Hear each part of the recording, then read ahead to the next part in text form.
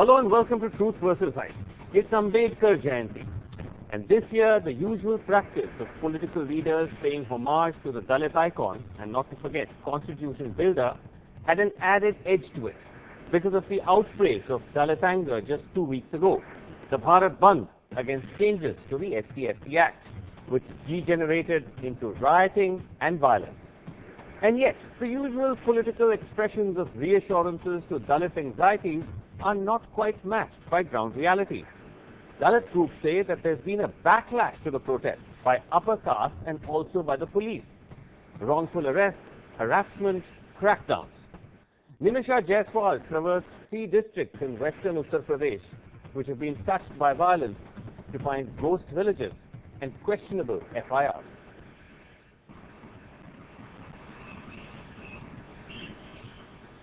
In Ghaziabad, on the edge of the national capital, we meet Sri Ram Hiteshi, an 85-year-old Dalit social activist running a school in Ghaziabad.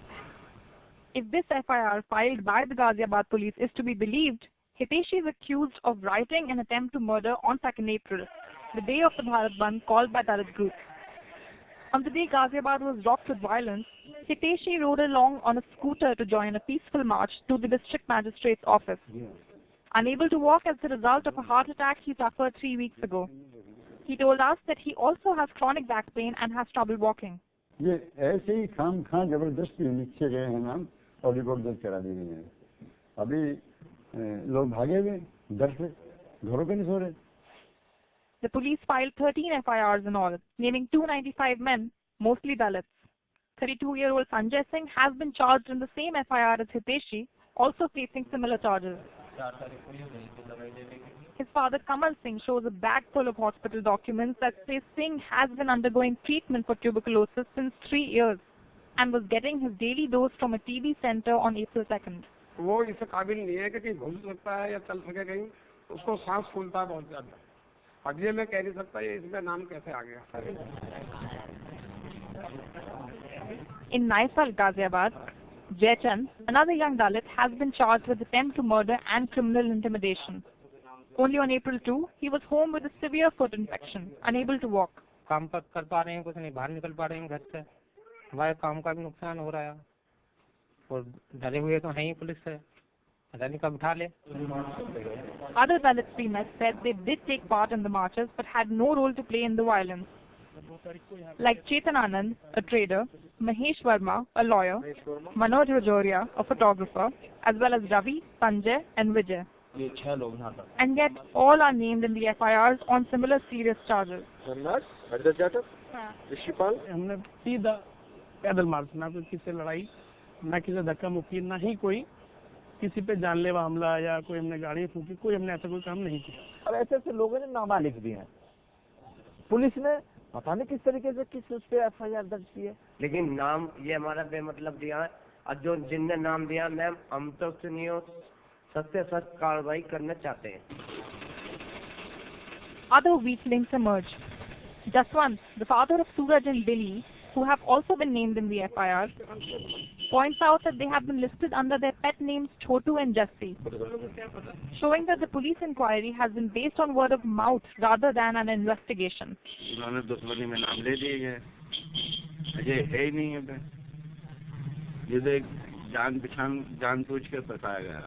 The FIRs in Ghaziabad also name 5,000 unknown persons, a standard practice used by police after mass agitation, allowing them to make further arrests.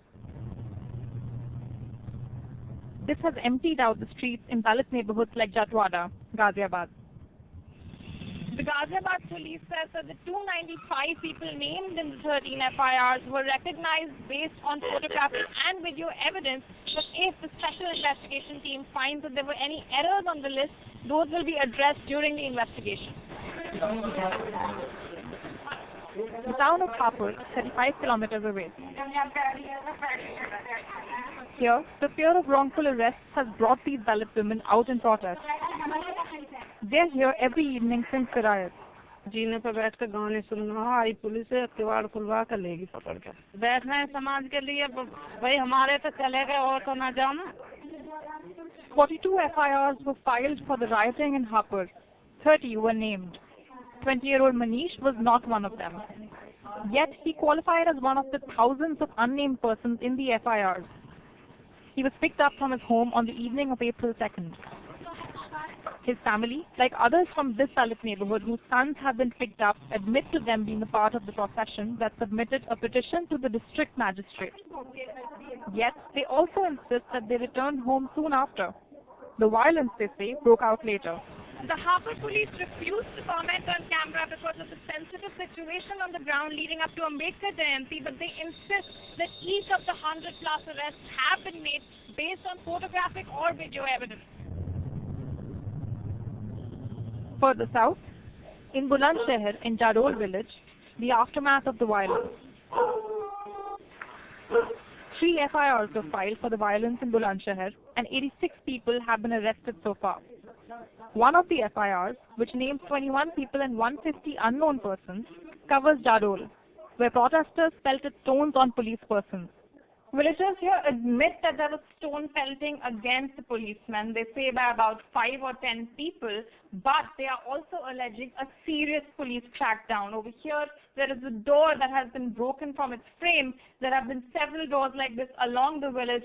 Houses lie locked, and many women are showing bruises on their bodies, alleging that the police was hitting them.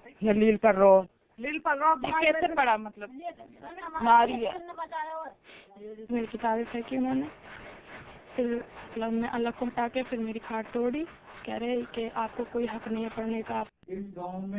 Sukhdev Singh, the chief of the Jadol police station, says he was injured in the stone pelting that he alleges was carried out by over 400 people. टूटा हुआ सामान तो आदमी खुद भी कभी भी तोड़ सकता है. मान लिया बाद में आया, उसने अपना घर का चारपाई तोड़ लिया, कुछ तोड़ लिया, उसके बारे में कुछ नहीं कह सकते हैं. Of the 192 FIRs filed across Uttar Pradesh, 58 were filed in the districts we covered. While some of the accused remain defiant, many families are terrified of what comes next in the ongoing police crackdown. With AJ Joseph and Sushil Rathi, this is Nimisha Jaiswal for NDTV. Okay, we have with us on Truth vs. Hype tonight Vaibhav Aggarwal, BJP leader. Devashish Jararia of the BSP is here with us, as is Vikram Singh, former DGP of Uttar Pradesh, and also Sanjeev Kumar, convener Defence Committee of the Bhim Army. Thank you all being here with us. Now, just to start with you, Vaibhav, that Yogi Adityanath, I believe, was given some sort of an award describing him as a Dalit Mitra. But if you look, as a report just did, at the track record of the police in Uttar Pradesh and the manner in which they reacted to these protests by the Dalits, there does appear to be a problem that doesn't quite sync with the rhetoric of a government which is sensitive to these Dalit concerns. Yeah, good evening, Srinivasanji, and to the panelists.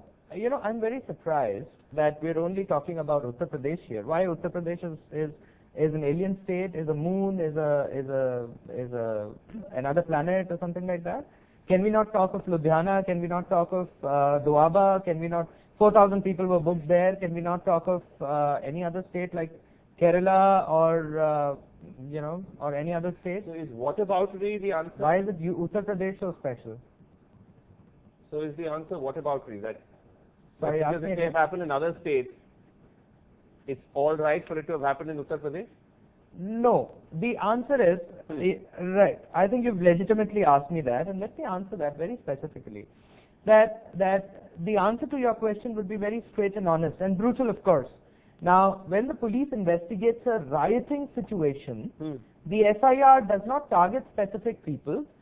It is booking certain people, in an unknown category, and then the investigation gets carried out, and then the film gets played on, and recordings get referred to, and so on and so forth, and then you narrow it down to specific people. No, sorry. There are two categories of people here. We're not talking about the unknown people. These are people who've actually been named in the FIR. And people who, despite being named in the FIR and in some cases so that's pending investigation, have alibis which clearly indicate that they were not involved in any of the riots. One of them is an 85-year-old gentleman who's got a chronic heart problem, and he has the medical documents to show it. Sure. I think there could be errors in this situation at the local police level, and I'm sure if there is a complaint to this respect and your channel's picking it up, Right. we are a competent government to handle such a thing. You know, you cannot micromanage these things, but you can definitely macromanage it. Okay. And points like these are questions of micromanaging things. Right. And there are humans to each is to earth. We all are going to make errors. Fair enough. Let me ask, let me just bring in Vikram Singh. So do you see the kind of examples that we cited as part of what happens sometimes in the course of routine policing when you investigate a riot and then you're arresting people in large numbers, that you could make mistakes? Or as the Dalits feel, that this is a little more to that. There is a sense of a police backlash against the community. Mr. Jain, I would give 3 quick points.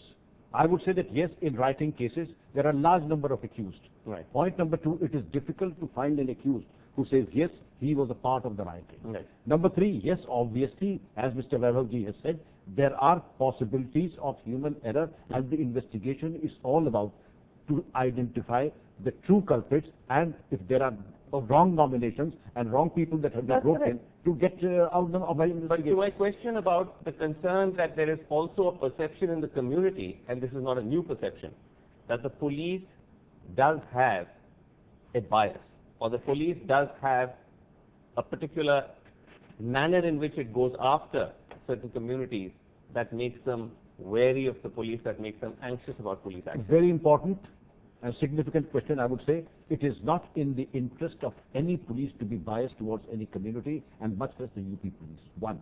It is all not in their interest, but is there a problem? Is there a problem? I don't think. Why would it do it in the first place? In any riotous situation, whether imagine it's community A, it is community B just now. Okay. The police would have come down heavily like the time of Reagan community A. The community A would have also said in that riotous situation that the police is biased. Okay. Do you agree with that, Sanjeev Kumar of the Bhim Army, that what we have been reporting on could just be routine errors of policing, not reflective of a particular kind of targeted backlash against Dalits? It's a targeting thing. Okay. Why would you say that? आप देखिए जाडौन में जो हुआ, जाडौन में आपकी report में आप दिखा रहे हैं कि पुलिस ने बकायदा जाति सूचक गालियां देके महिलाओं को बच्चों को पीटा है. यही हापुड़ में हुआ. Well, just to correct you, in our report, we've not actually found any evidence of casteist slogans being abused or given by the police. So if you have evidence of that, that's another matter. We have. I can show you. Okay, well, you don't have to show us right now on the show, but go ahead. So why don't you take it to the police? नहीं, police से बात की. आप देखिए, police के पास महिलाओं ने, बच्चों ने और बुजुर्गों ने जाके कहा, जाडौन गांव के लोगों ने, कि सर आपको जिसको गिरफ्तार करना है आप कीजिए, सर हमारे घरों को मत तोड़िए, हमें जाति सूचक गालियां मत दीजिए. यही हापुड़ में हुआ, यही मेरठ में हुआ. और आप देख रहे श्रीराम हितैषी जी का केस, जो 85 साल के बुजुर्ग हैं और वो चल नहीं सकते हैं. Right. और उनके पास जाके पुलिस उन्हें डरा रही है, धमका रही है.